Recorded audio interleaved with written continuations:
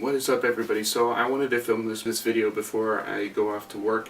I'm going to be doing a review for the movie Dawn of the Planet of the Apes.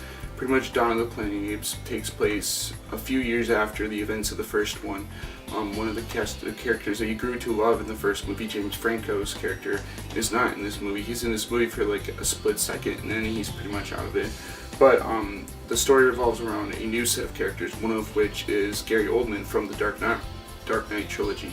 Now, I will always remember Gary Oldman as Commissioner Gordon, and when I saw him, I'm like, literally, holy crap, how is Commissioner Gordon in this movie?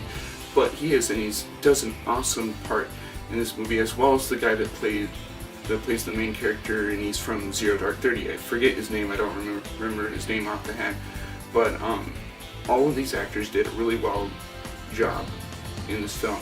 I really think that this movie is the big blockbuster movie that is going to be able to beat Transformers. This movie is at a higher caliber, sort of acting-wise, story-wise, and special effects-wise that I felt Transformers lacked. I think this movie is probably better, if not even more amazing than that film. Special effects in this movie use the advanced form of performance captured in Andy Serkis's performance, who played Gollum in Lord of the Rings, King Kong, and played Godzilla in the latest Godzilla film.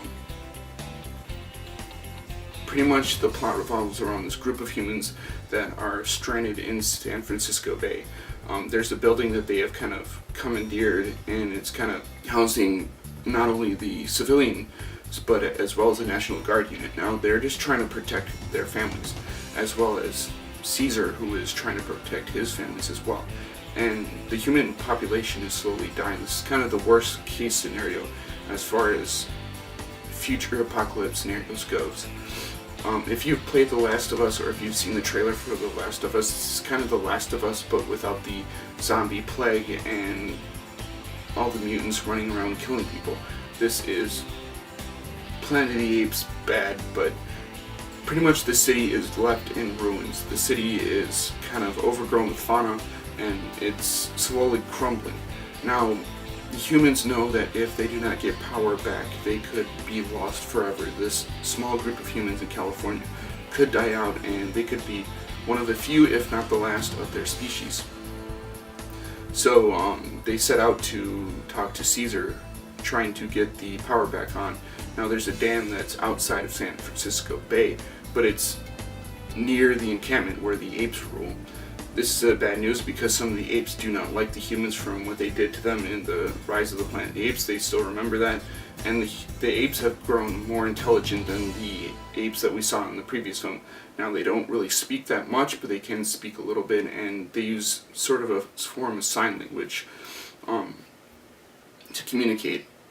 So these group of humans go to Caesar, and along the way something bad happens that pushes the humans back into their encampment. Caesar doesn't allow them to visit anymore, and so sets the motion which starts the chain of events that leads to the war between the humans and the apes.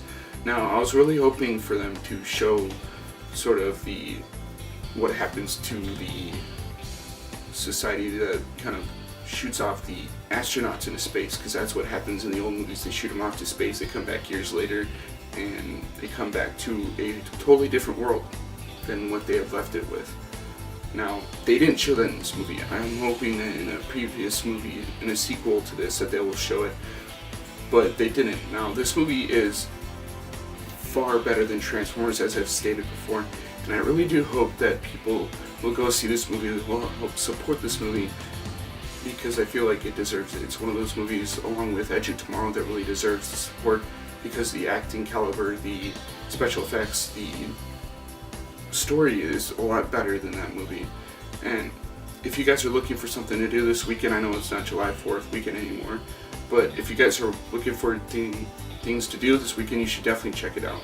I would highly recommend this movie to anyone that's a Planet of the Apes fan, or someone that is new to the series and has seen the previous movie. There's a few Easter eggs in this movie that are really genius that they put in here, so definitely check those out and look for those, because it definitely does help later on in the story. You'll recognize things that you've seen in the previous movies, so you should definitely check those out if you're a huge fan of the movies like I am myself.